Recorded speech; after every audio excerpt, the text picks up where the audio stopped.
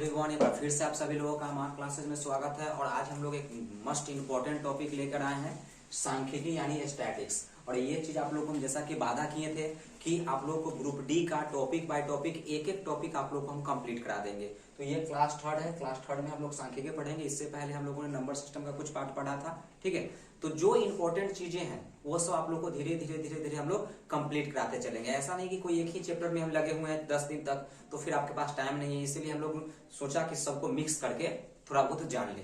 तो ये सांख्यिकी है। और जैसा कि आप जानते हैं कि ये ग्रुप डी का स्पेशल सीरीज चल रहा है। जो ग्रुप डी आने वाला एग्जाम है उसका एक स्पेशल सीरीज चल रहा है। और स्पेशल सीरीज चल रहा है जिसका एक क्लास थर्ड है। और आज हम लोग स्टैटिक्स यानी सांख्यिकी में क्या क्या चीजें पढ़ेंगे जरा ये देख लेते हैं। तो हम लोग पढ़ेंगे क्या? परिसर पढ़ेंगे, माध्य पढ़ेंगे, माध्यिका पढ़ेंगे, बहुलक पढ़ेंगे। इसके बाद माध्य माध्यिका बहुलक में संबंध पढ़ेंगे। इसके बाद माध्य विचलन पढ़ेंगे। इसके बाद माध्यिका विचलन पढ़ेंगे। फिर मानक विचलन पढ़ेंगे। फिर प्रसरण पढ़ेंगे। और उसके बाद पढ़ेंगे प्रसरण गुणांक, या उसी का दूसरा नाम है विचरण गुणांक। याद रखिएगा, प्रसरण गुणांक या विचरण गुणांक। तो इतने सारे टॉपिक को हम लोगों को किसमें पढ़ना है? सांख्यिकी में पढ़ना है, ठीक है। तो अब आप समझ सकते हैं कि इतने सारे टॉपिक को कवर करने में अगर एक वीडियो बनाया जाए तो वीडियो काफी बड़ा हो जाएगा। तो इसको हमने दो पार्ट में बांट दिया है, यानी कि सांख्यिकी का टोटल जो पार्ट मिलेगा आप लोग को वह दो को मिलेगा, ठीक है। कि दो पार्ट में इसका वीडियो आप लोग को मिलेगा। तो देखते हैं आज जितना हो सकता है उतना हम लोग एक पार्ट में करेंगे। यानी कोशिश करते हैं कि परिसर, माध्य, माध्यिका, बहुलक यहाँ तक, या माध्य, माध्यिका, बहुलक में संबंध यहाँ तक हम लोग एक पार्ट में करेंगे। इसके बाद इसको नेक्स्ट पार्ट में कर लेंगे, ठीक है। तो वीडियो हम लोग स्टार्ट करते हैं बिना कोई देरी किए हुए। तो चलिए पहले हम लोग पढ़ेंगे परिसर। और ध्यान दीजिएगा, सबका एक ना एक फॉर्मूला होता है, ठीक है। तो कॉपी में अगर कोशिश करेंगे तो कॉपी में वो फॉर्मूला को लिखते चलिए। कॉपी में अगर फॉर्मूला को लिखिएगा ना तो आपके लिए आसान हो जाएगा। नहीं तो फिर देखिएगा वीडियो, हो सकता है 2 दिन 4 दिन बाद फिर भूल जाइएगा। कॉपी रहेगा, एक नोटबुक बनाइए, हर एक चीज का एक नोटबुक बनाइए, तभी जाके वो आपका होगा। नहीं तो 2 दिन के बाद फिर भूल जाइएगा और फिर घूम के मेरे पास आ जाएगा। तो चलिए वीडियो स्टार्ट करते हैं और परिसर पर आते हैं, ठीक है। पहला टॉपिक क्या हो जाएगा आपका? परिसर हो जाएगा। अब परिसर बहुत ही छोटा सा टॉपिक है, याद रखिएगा कि परिसर कैसे निकालते हैं। तो परिसर निकालते कैसे हैं? तो परिसर जो होता है वो परिसर बराबर हो जाता है आपका, कि परिसर बराबर होता है उच्च सीमा। ध्यान से देखते चलेंगे, छोटा छोटा टॉपिक आएगा। उच्च सीमा माइनस निम्न सीमा का। एक चीज हम बताना चाहेंगे इसमें कि आपको ज्यादा डीप नहीं ले जाएंगे हम, क्योंकि आपको ग्रुप डी का एग्जाम निकालना है। आपको टीचर्स नहीं बनना है, आपको एग्जाम निकालना है, आपको नौकरी करना है। अगर टीचर बनना है तो फिर ज्यादा पढ़ना पड़ेगा, है ना। अगर एग्जाम निकालना है तो बस उतनी चीज पढ़िए जो एग्जाम के दृष्टिकोण से इंपॉर्टेंट है। तो परिसर बराबर होता है उच्च सीमा माइनस निम्न सीमा। अब देखिए इसका हम एक क्वेश्चंस भी लेते चलते हैं। मान के चलिए कि 8, 10, 15, 7, 8 चलिए लिखा गया, कोई दिक्कत नहीं है। 12 का परिसर निकालना है। इसका परिसर क्या होगा ये आपको बताना है। तो परिसर जब भी निकालेंगे, ध्यान से देखिएगा, समझिए बात को, कि परिसर निकालना होगा तो उच्च सीमा माइनस निम्न, मतलब कि इसमें जो सबसे बड़ी संख्या है। आप ऐसा भी कर सकते हैं कि सबसे बड़ी संख्या माइनस सबसे छोटी संख्या, ठीक है। तो इसमें सबसे बड़ी संख्या कौन है? तो देखने से लग रहा है कि सबसे बड़ी संख्या इसमें कौन आ जाएगा? तो 15 आ गया।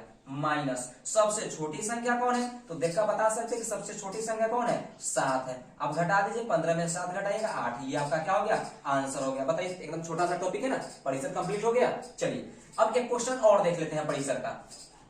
चलिए देखते हैं, जैसे कि -5, -4, -2, -10, -8 का परिसर निकालना है। ध्यान से देखिएगा इस क्वेश्चन को। अक्सर बच्चा गलती हो जाता है इसी पर, यहाँ पे गलत कर लेता है। अब इसका कह देगा परिसर निकालने के लिए। तो परिसर हम लोग कैसे निकालते हैं? सामने में फॉर्मूला लिखा हुआ है, उच्च सीमा माइनस निम्न सीमा बाई 2। तो उच्च सीमा माइनस निम्न सीमा बाई 2, यानी कि देखिए तो इसमें सबसे बड़ी संख्या कौन है? तो आप जानते हैं कि जिसमें माइनस लग जाता है तो जो संख्या बड़ी होती है वह छोटी हो जाती है, और जो छोटी होती है वह बड़ी हो जाती है। क्लियर है? तो बताइए सबसे बड़ी संख्या, तो सबसे बड़ी संख्या कौन हो जाएगा? -2। अब कहिएगा कि ये 2 छोटा है, ठीक है कि सबसे छोटा है, लेकिन जैसे ही माइनस आया तो ये सबसे बड़ा बन गया।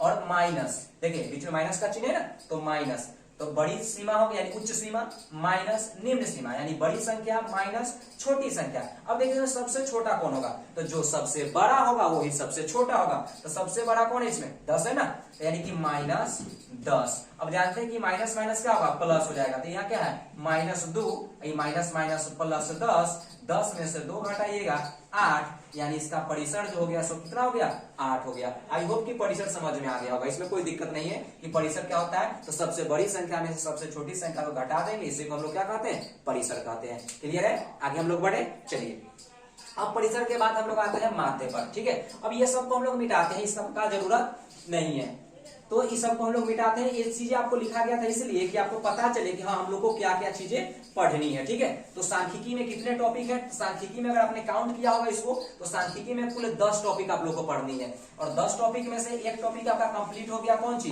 परिसर। उम्मीद करते हैं परिसर आप जिंदगी में कभी नहीं भूलिएगा। सीधी से छोटी सी बात है कि सबसे बड़ी संख्या में से सबसे छोटी संख्या को घटा दीजिएगा तो परिसर निकल जाएगा। अब आते हैं हम लोग माध्य पर, जो कि मोस्ट इंपोर्टेंट टॉपिक आता है। माध्य से अक्सर क्वेश्चंस आपको मिल जाएगा एग्जाम में, प्रीवियस ईयर का क्वेश्चंस उठाइए, है ना, उस सब का क्वेश्चंस आप बनाएंगे तो बनेगा। बार बार करें कि पूरा वीडियो एक बार देख लीजिएगा, वीडियो पसंद आ रहा होगा तो लाइक करिएगा, शेयर करिएगा, चैनल पे नए होंगे तो चैनल को सब्सक्राइब भी कर लीजिएगा। चलिए हम लोग माध्य पर आते हैं। अब माध्य कैसे निकालते हैं तो ध्यान से समझिएगा। माध्य बराबर एक प्रकार से समझ सकते हैं कि माध्य एक प्रकार का औसत होता है। माध्य एक प्रकार का क्या होता है, औसत होता है। तो माध्य निकालते कैसे, तो माध्य निकालते हैं कि पदों का योग जो संख्या दिया रहता है, ठीक है, और बटा में हो जाएगा पदों की संख्या। माध्य का फॉर्मूला क्या हो गया कि पदों का योग बटा में पदों की संख्या। एक और चीज, माध्य को हम लोग ए से सूचित करते हैं, माध्य को यहाँ ए से या एक्स पर इस प्रकार से रेकरिंग से सूचित कर लेते हैं, ये सब माध्य है। तो माध्य को ए से सूचित करते हैं, चलिए हम यहीं पे लिख देते हैं कि माध्य को ए से सूचित करते हैं। परिसर आप लोग पढ़ चुके हैं, ठीक है, तो माध्य को ए से सूचित कर दिए। माध्य बराबर क्या है, पदों का योग बटा पदों की संख्या। क्लियर है। अब जैसे कि ध्यान दीजिए माध्य कैसे निकालेंगे, 2 4 8 5 3 दे दिया गया। अब इसका हम माध्य पूछेंगे, क्या पूछा जाएगा, माध्य पूछा जाएगा। अब आप सोचिए कि इसका माध्य कैसे निकलता है, तो एकदम सिंपल सी बात है, सबको जोड़ देना है और जितनी संख्या है उतना ही से भाग कर देना है। तो ऐड करिए, 2 4 8 5 3 है ना, 1 2 3 4 5 संख्या है, तो 5 से इसको डिवाइड कर दीजिए। क्या आप जोड़ नहीं पाइएगा, इसको आराम से जोड़ सकते हैं। तो जोड़ के जितना आएगा उससे इसको क्या करिएगा, भाग कर दीजिए। 4 2 6 8 6 14 14 5 19 19 3, जल्दी से सोच लीजिए, 22 अब बटा 5। आप इसको डिवाइड करेंगे तो 5 से लगाइएगा, तो 5 में 4 बाहर लगाइए तो 5 जगह 20, फिर 2 बचेगा, फिर 5 जगह 20। इसका माध्य कितना आ गया, 4.4। आई होप की बातें समझ में आ गई होगी, कोई दिक्कत नहीं है माध्य में, एकदम छोटा सा टॉपिक है माध्य। ठीक है, चलिए अब एक आध क्वेश्चन और देख लेते हैं। अब माध्य निकालना है, जैसे कि मान लीजिए 2 4 8 10 12 का माध्य कह दिया गया। अब इसका जब माध्य निकालना है तो फिर वही बात, सबको ऐड करेंगे, ठीक है, तो 2 + 4 + 8 + 10 + 12 और डिवाइड कर देंगे कितना से, 1 2 3 4 5, 5 से डिवाइड कर दीजिए। अब इसका माध्य निकालना है, तो माध्य निकालने के लिए सबको जोड़ दीजिएगा ना, क्या इतना आप कर सकते हैं।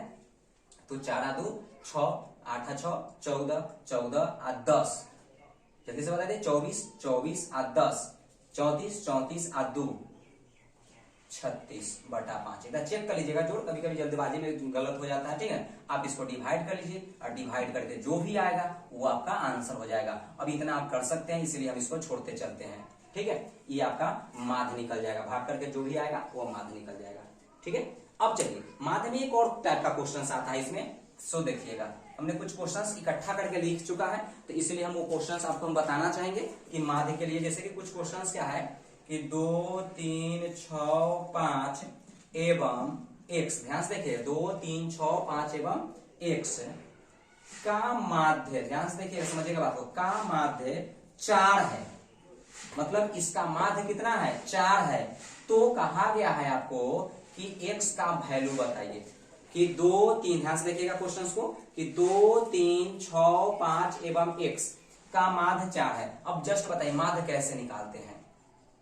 तो अभी क्या बोले थे, दो क्वेश्चन सामने है, सबको जोड़ेंगे ना, तो 2 + 3 + 6 + 5 + x और डिवाइड कितना, 1 2 3 4 5, ये क्या निकला, माध्य निकला। और माध्य का तो वैल्यू दिया हुआ है कि 4 है, तो क्या करेंगे, इक्वल में 4 डालेंगे ना, क्योंकि माध्य दिया हुआ है। अब इस सबको ऐड कर लीजिए, 3 2 5 6 5 11 11 और 5 16 अब + x अब बराबर देखेंगे भाग में है तो इधर गुना में आएगा, तो 5 में 4 से तो गुना हो जाएगा, तो कितना हो जाएगा 20। 16 इधर आ जाएगा, तो x का वैल्यू जो आएगा सो कितना हो जाएगा 20 माइनस 16 यानी कि 4, यानी x का मान कितना आ गया आपका 4 आ गया। ये आपका क्या निकल गया x का वैल्यू। तो ध्यान से देखेंगे माध्य में क्या है कि पदों का योग बटा पदों की संख्या, जितनी संख्या दी हुई है सबको जोड़ दीजिएगा, उतना से भाग कर दीजिएगा, माध्य निकल जाएगा। क्योंकि माध्य निकालने आपको आना चाहिए, क्यों? क्योंकि माध्य विचलन, माध्यिका विचलन पढ़ेंगे तो उसमें भी माध्य का जरूरत पड़ जाएगा।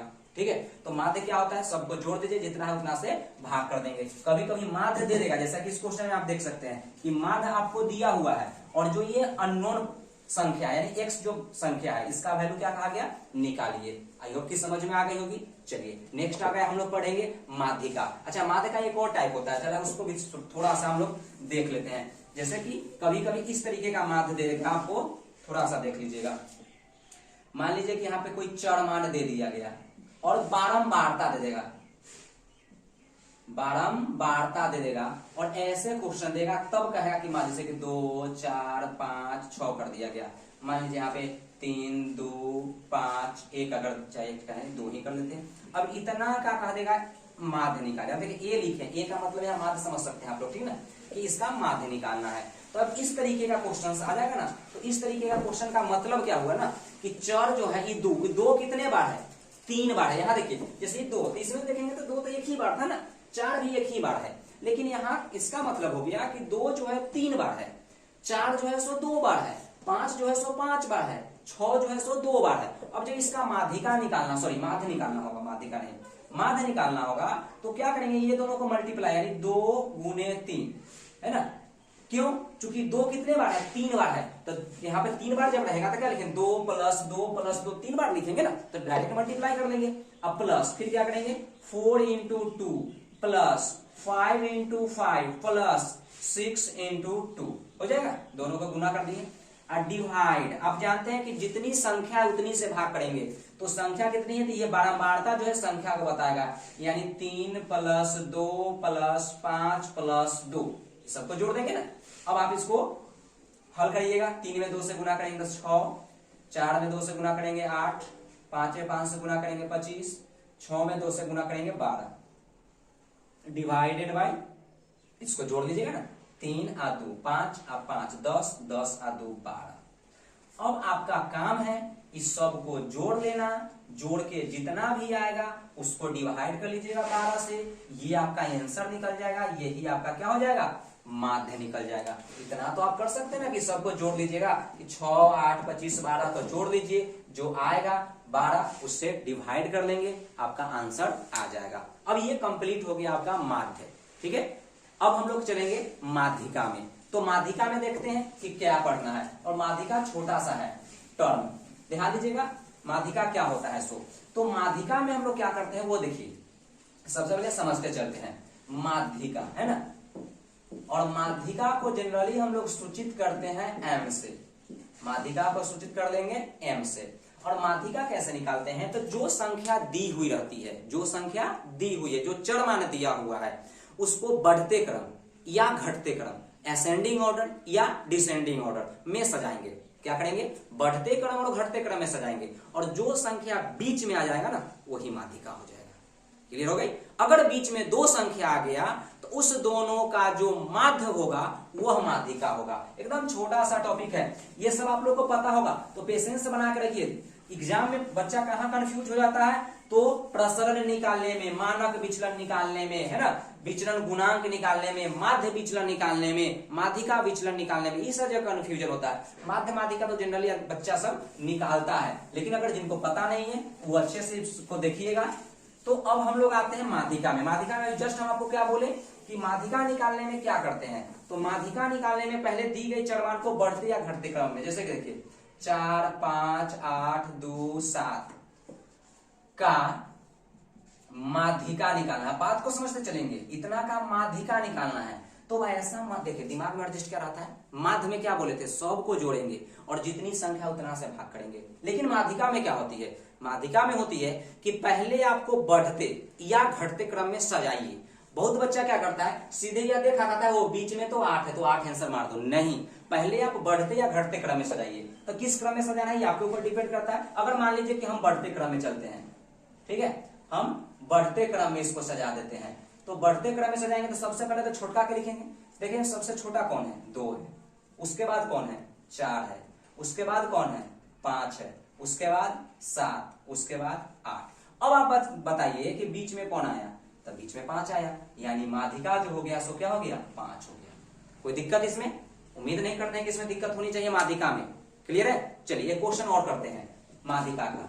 अब जैसे कि 3, 4, 8, 10, 7, 15, 12 का एम मतलब समझ में आ जाएगा ना, माध्यिका। अब इसका माध्यिका निकालना है। तो माध्यिका में हमने क्या बताया, माध्यिका में आप लोगों को बता दिए कि माध्यिका में बताया कि सबसे पहले इसको बढ़ते या घटते क्रम में सजाइए। तो देखिए सबसे छोटा से स्टार्ट करते हैं, मैंने बढ़ते क्रम में, आपको कोई जरूरी नहीं कि बढ़ते क्रम, आप घटते क्रम में भी सजा सकते हैं। तो अगर हम बढ़ते क्रम में चलते हैं तो सबसे छोटा कौन, 3, उसके बाद कौन, 4, उसके बाद देखिए 4 के बाद 8 है, तो कोई 8 तो नहीं हो सकता है, यहाँ 7 भी है तो 7, उसके बाद 8, उसके बाद देख लीजिएगा 10, उसके बाद 12, उसके बाद 15। अब माध्यिका निकालना है। तो माध्यिका का मतलब जो बीच में, आप देखिए इसमें बीच में कौन आया, तो कहेंगे ना कि बीच में तो यह 8 आया।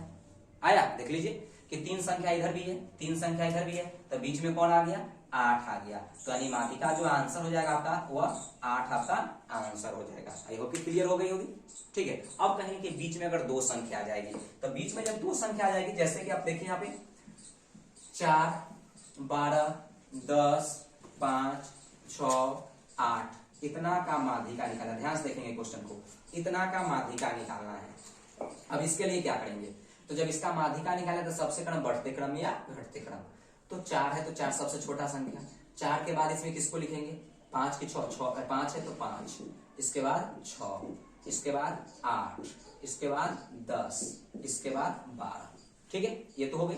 अब क्या बोले थे माध्यिका में कि जो बीच में आएगा ना वही माध्यिका होता है। तो बीच में यहां देखेंगे तो बीच में तो ये 2 संख्या आ गई ना, बीच में ये 2 संख्या आ गई, 6 और 8 आ गया।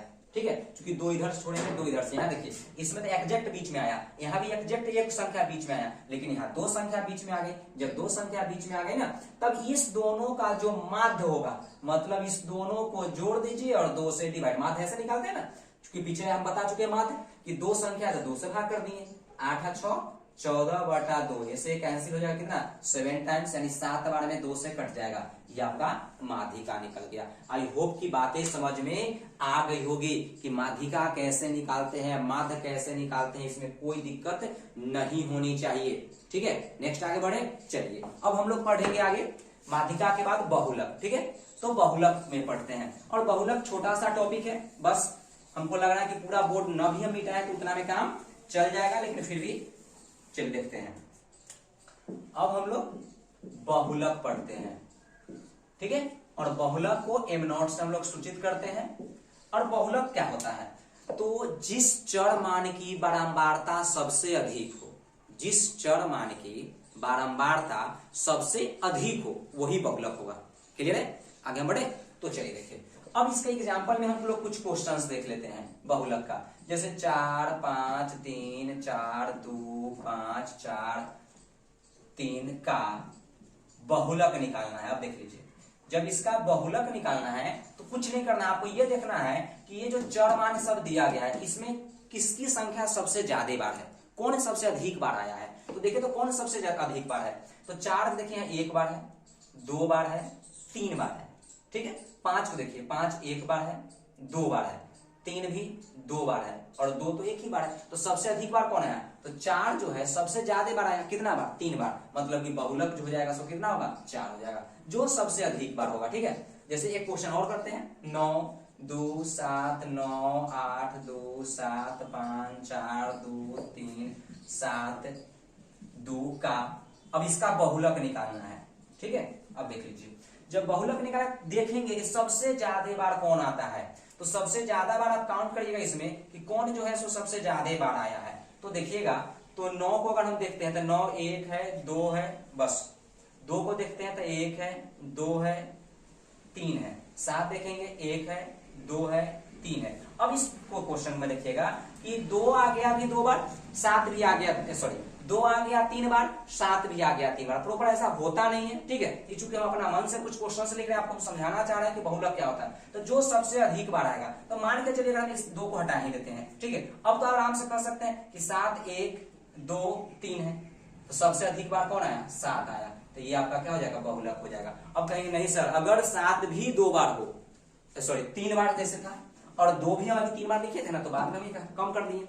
तो अगर दोनों इक्वल आएगा तब क्या देंगे? तो उसका भी प्रक्रिया है, वो उसको हम लोग अवर्गीकृत और वर्गीकृत तरीके से बनाते हैं, ठीक है। अगर वैसा होगा तो हम उसको नेक्स्ट वीडियो में बता देंगे। ऐसा उसका तरीका है, जैसे कि हर चीज अब आपको हम एकदम शॉर्ट में बताए हैं, ये चीजें एकदम शॉर्ट में बताया गया। जैसे माध्य बताएं, माध्य इतना आसानी से वो चीजें नहीं होती है। अच्छा, एक और बात हम उसमें माध्य में छूट गया है, माध्य को ही समांतर माध्य कहते हैं, कंफ्यूज मत होइएगा, ठीक है। अब चलिए देखते हैं, माध्य हो या माध्यिका हो या बहुलक, हम एक चीज बताना चाहेंगे, माध्य माध्यिका बहुलक को 3 प्रकार से बनाते हैं, ठीक है। जैसे कि एक होता है सरल वितरण, पहले इसको लिखते हैं, एक होता है सरल वितरण, ठीक है, और एक होता है अवर्गीकृत वितरण, और एक होता है वर्गीकृत वितरण।